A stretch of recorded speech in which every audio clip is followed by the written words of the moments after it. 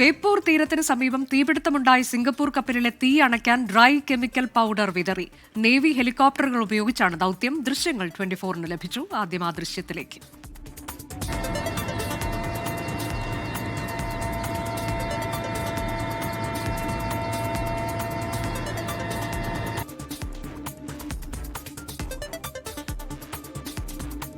ഷഫീദ് റാവുത്തർ വിവരങ്ങളുമായി. ഷഫീദ്, ഇന്നലെ തന്നെ തീ അല്പം നിയന്ത്രണ വിധേയമാക്കുകയും അതുമായി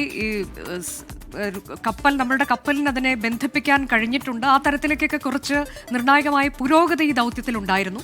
ഇന്നിപ്പോൾ തീ അണയ്ക്കുന്നതിനുള്ള കൂടുതൽ ദൗത്യത്തിലേക്ക് കടന്നിരിക്കുകയാണോ?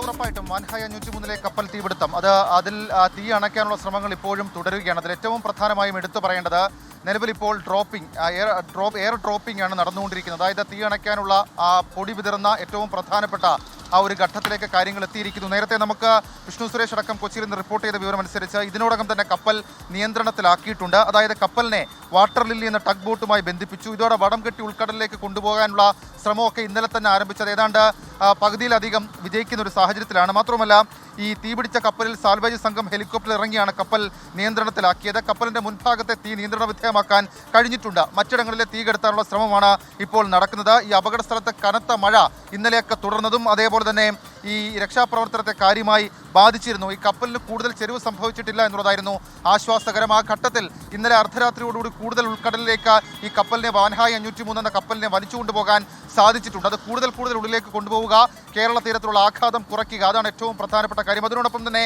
തീ കെടുത്താനുള്ള ശ്രമങ്ങൾ അത് ചോപ്പറിൽ നിന്നും ഇങ്ങനെ എയർ ഡ്രോപ്പ് ചെയ്ത ഈ കെമിക്കൽ പൗഡർ എയർ ഡ്രോപ്പ് ചെയ്തുകൊണ്ട് ആ തീ കെടുത്താനുള്ള ശ്രമം ഇപ്പോൾ നടക്കുന്നുണ്ട്.